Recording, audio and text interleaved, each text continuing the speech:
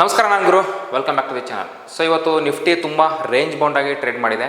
So ಒಂದು upside ಆಗಲಿ downside ಆಗಲಿ ಮೂವ್ಮೆಂಟ್ ಆಗಲಿಲ್ಲ, ಒಂದೇ ರೇಂಜಲ್ಲೇ ಇತ್ತು. ಸೊ ಬನ್ನಿ ಅದೇನಂತ ನೋಡೋಣ. ಹಾಗೆ ನಿಫ್ಟಿಯ ಟಾಪ್ ಗೇನ ಟಾಪ್ ಲೂಸರ ನೋಡ್ಕೊಂಡು ಬರೋಣ. ಇವತ್ತು ನಿಫ್ಟಿಯ ಸೆಕ್ಟರ್ ವೈಸ್ ಮೂವ್ಮೆಂಟ್ ನೋಡೋದಾದರೆ ನಿಫ್ಟಿ PSU ಬ್ಯಾಂಕ್ಸ್ ಏನಿದೆ ಅದು 1.8% ಮೂವ್ಮೆಂಟ್ ಆಗಿದೆ. ಹಾಗೆ ನಿಫ್ಟಿ ಮೀಡಿಯಾ ಏನಿದೆ ಅದು 1.2% ಒಂದು ಮೂವ್ಮೆಂಟ್ ನಮ್ಗೆ ನೋಡೋದು ಸಿಕ್ಕಿದೆ. So in remaining sector wise ಎಲ್ಲ ನಾವು ನೋಡೋದಾದರೆ ಸ್ವಲ್ಪ ಮಿಕ್ಸ್ಡ್ ಒಪಿನಿಯನ್ ಇತ್ತು. ಈಗ ಒಂದು ಅರ್ನಿಂಗ್ ಸೀಸನ್ ಇರೋದ್ರಿಂದ ಸ್ವಲ್ಪ ಮಿಕ್ಸ್ಡ್ ಒಪಿನಿಯನ್ಸ್ ಸಹಿತ ನಮಗೆ ನೋಡೋದು ಸಿಕ್ಕಿದೆ. ಸೊ ಬನ್ನಿ ನಾವು ನಿಫ್ಟಿಯ ಟಾಪ್ ಗೇನರ್ ಲೂಸರ್ನ ನೋಡಿಕೊಂಡು ನಿಫ್ಟಿ ಚಾರ್ಟಿಗೆ ಹೋಗೋಣ. ನೋಡ್ತಾ ಇರ್ಬೋದು, ನಿಫ್ಟಿ ಒಂದು ಫ್ಲಾಟ್ ಕ್ಲೋಸಿಂಗ್ನ ನಮಗೆ ಇಲ್ಲಿ ನೋಡೋದಕ್ಕೆ ಸಿಕ್ಕಿದೆ. ನಿಫ್ಟಿ ಒಂದು ಟಾಪ್ ಗೇನರ್ನ ನೋಡಿದರೆ M&M, Wipro, tech Mahindra, Nestle India, SBI ಅನ್ನು. ಸೊ ಇಲ್ಲಿ M&M ಬಂದ್ಬಿಟ್ಟು 2.38% ಹೋಗಿದೆ. ಇನ್ನು ವಿಪ್ರೋ ಬಂದ್ಬಿಟ್ಟು 2.18% ಇದೆ. ಸೊ ನಾಳೆ ಒಂದು ವಿಪ್ರೋನ ರಿಸಲ್ಟ್ಸ್ ಇದೆ, ನೋಡಬೇಕು ವಿಪ್ರೋ ರಿಸಲ್ಟ್ ಯಾವ ರೀತಿ ಬರುತ್ತೆ, ಹೇಗೆ ರಿಯಾಕ್ಟ್ ಮಾಡುತ್ತೆ ಅಂತ.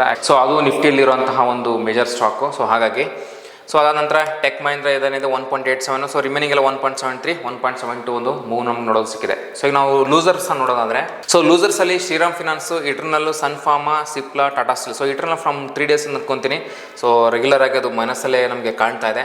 ಸೊ ಶ್ರೀರಾಮ್ ಫಿನಾನ್ಸ್ 2.37% ಇದೆ. ಸೊ ರಿಮೈನಿಂಗ್ ಎಲ್ಲ 1.3 1% ನಮಗೆ ನೆಗೆಟಿವ್ ನೋಡೋದು ಸಿಕ್ಕಿದೆ.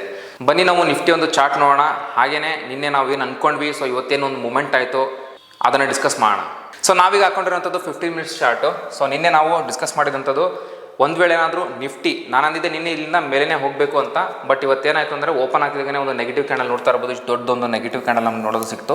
ನಾವು ಎರಡು ಸೈಡನ್ನು ವಿಚಾರ ಮಾಡಿದ್ವಿ ಎಲ್ಲಿಗೆ ಬರ್ಬೋದು ಅಂತ. ಅದರಲ್ಲಿ ನಾನು ಅಂದ್ಕೊಂಡಿದ್ದಂಥದ್ದು, ಒಂದು ವೇಳೆ ಏನಾದರೂ ಇನ್ ಕೇಸ್ ಕೆಳಗೆ ಬಂತು ಅಂತಂದರೆ ಅದು ಈ ಒಂದು ಲೆವೆಲ್ ಅಂದರೆ 25,080 ಏನಿದೆ ಆ ಒಂದು ಲೆವೆಲ್ ನಮ್ಗೆ ನೋಡೋದು ಸಿಗುತ್ತೆ ಅಂತ ಹೇಳಿದ್ದೆ. ಬಟ್ ಅದಕ್ಕೂ ಚೂರ ಮೇಲಿನಿಂದನೇ ಇಲ್ಲಿಂದನೇ ಒಂದು ನಮಗೆ ಮೇಲೆ ಹೋಗೋದು ಸಿಕ್ತು.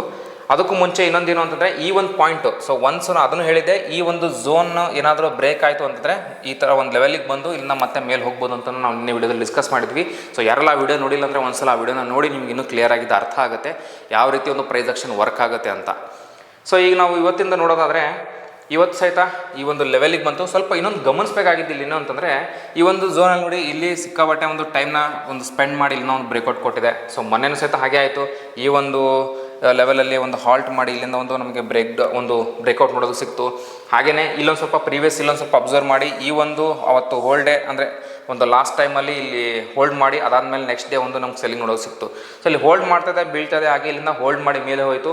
ಸೊ ಇಲ್ಲಿ ಸಹಿತ ಒಂದು ಹೋಲ್ಡ್ ಮಾಡಿ ಮೇಲೆ ಹೋಗ್ತೈತೆ. ಒಂದೊಂದು ರಿಪಿಟೇಟಿವ್ ಇಲ್ಲಿ ಒಂದು ಪ್ರೈಸ್ ಆಕ್ಷನ್ ನಮಗೆ ನೋಡೋದು ಸಿಗ್ತಾ ಇದೆ.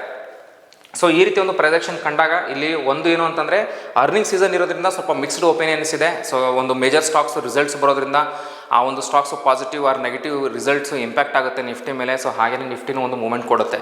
ಸೊ ಇವತ್ತಷ್ಟು ಜಾಸ್ತಿ ಮೂವ್ಮೆಂಟ್ ನಮ್ಗೆ ನೋಡೋಕೆ ಸಿಗಲಿಲ್ಲ.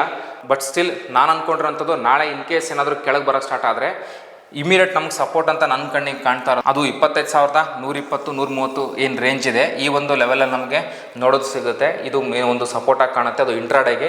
ಈ ಝೋನ್ ಏನಾದರೂ ಈ ಒಂದು ಸಪೋರ್ಟ್ಲಿನ ಬ್ರೇಕ್ ಆಯಿತು ಅಂತಂದರೆ ನಮಗೆ ಸೀದಾ 25,050 25,080 ಏನಿದೆ ಈ ಒಂದು ಲೆವೆಲ್ ನಮಗೆ ನೋಡೋದಕ್ಕೆ ಸಿಗುತ್ತೆ.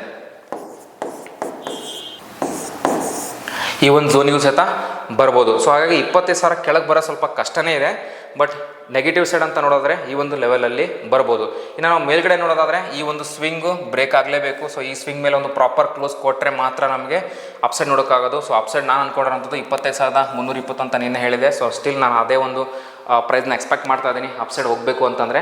ಬಟ್ ಇಮಿಡಿಯೇಟಾಗಿ ಈ ಒಂದು ಲಾಸ್ಟ್ ಒಂದು ಅರ್ಧ ಗಂಟೆಲಿ ಏನು ಸೆಲ್ಲಿಂಗ್ ಬಂದಿದೆ, ಸೊ ಇಮಿಡಿಯೇಟಾಗಿ ಒಂದು ಫ್ಲಾಟಾಗಿ ಓಪನ್ ಆದರೆ ಒಂದು ಸೆಲ್ಲಿಂಗ್ ಎಕ್ಸ್ಪೆಕ್ಟ್ ಮಾಡ್ತಾ ಇದ್ದೀನಿ. ಒಂದು ಈ ಲೆವೆಲಿಗೆ ಬಂತು ಅಂದರೆ ಇಲ್ಲಿಂದ ಒಂದು ಬೌನ್ಸ್ ಆಗಬೇಕು. ಸೊ ಇದು ಬ್ರೇಕ್ ಆದರೆ ವಿಲ್ ಸಿ 2580, 2550. ಸೊ ರೇಂಜ್ ಬೌಂಡಲ್ಲಿದೆ. ಸೊ ಒಂದು ಕೀಪ್ ವಾಚಿಂಗ್ ಮೂಮೆಂಟ್ ಇದು. ಸ್ವಲ್ಪ ನೋಡಬೇಕು, ನೋಡಿಕೊಂಡು ವಿಲ್ ಡಿಸೈಡ್ ಯಾವ ಸೈಡಿಗೆ ಇದೊಂದು ಪ್ರಾಪರ್ ಕ್ಲೋಸಿಂಗ್ ಕೊಡುತ್ತೋ ಆ ಒಂದು ಸೈಡಿಗೆ ನಾವು ಇದನ್ನು ಅಪ್ ಸೈಡಿಗೆ ನೋಡ್ಬೋದು. ಹೋಪ್ ನಿಮಗೆ ಈ ಕಾನ್ಸೆಪ್ಟ್ ಅರ್ಥ ಆಯ್ತು ಅಂತ ಅನ್ಕೊಳ್ತೀನಿ. ಹಿಂದಿನ ವಿಡಿಯೋಸ್ ಏನಿದೆ ಅದನ್ನೆಲ್ಲ ಹೋಗಿ ನೀವು ನೋಡ್ಕೊಂಡು ಬನ್ನಿ, ನಿಮ್ಗೆ ಇನ್ನೂ ಕ್ಲಿಯರಾಗಿ ಅರ್ಥ ಆಗುತ್ತೆ ಪ್ರೈಸ್ ಆಕ್ಷನ್ಸ್ ಹೇಗೆ ವರ್ಕ್ ಆಗುತ್ತೆ ಅಂತ. ಚಾರ್ಟ್ ಟ್ರೇಡಿಂಗ್ ತುಂಬ ಅಂದರೆ ತುಂಬ ಇಂಪಾರ್ಟೆಂಟ್ ಆಗುತ್ತೆ. ಅದನ್ನು ನೀವು ಕಲಿಲೇಬೇಕು. ನೀವು ಒಂದು ಚಾರ್ಟ್ ಟ್ರೇಡಿಂಗ್ನ ನೀವು ಕಲ್ತ್ರಿ ಅಂತಂದರೆ ಈಸಿಯಾಗಿ ಒಂದು ಸಪೋರ್ಟ್ ಮತ್ತು ರೆಸಿಸ್ಟೆನ್ಸ್ನ ನಾವು ಕಂಡುಹಿಡ್ಬೋದು. ನೀವು ಸ್ಟಾಕ್ ಮಾರ್ಕೆಟ್ನ ತಿಳ್ಕೊಳ್ಬೇಕು, ಕಲಿಬೇಕು ಅನ್ನೋ ಆಸಕ್ತಿ ಇತ್ತು ಅಂದರೆ ನೀವು ನಮ್ಮ ನಂಬರ್ಗೆ ಕಾಂಟ್ಯಾಕ್ಟ್ ಮಾಡ್ಬೋದು. ಹಾಗೆಯೇ ನಮ್ಮ ಒಂದು ಆಫೀಸು ರಾಜಾಜಿನಗರಲ್ಲಿ ಲೊಕೇಟ್ ಆಗಿದೆ, ನೀವು ನಮ್ಮ ಆಫೀಸ್ಗೆ ವಿಸಿಟ್ ಮಾಡ್ಬೋದು. ನಾನು ನಿಮಗೆ ಸಿಗ್ತೀನಿ ಮುಂದಿನ ವಿಡಿಯೋದಲ್ಲಿ. Keep watching.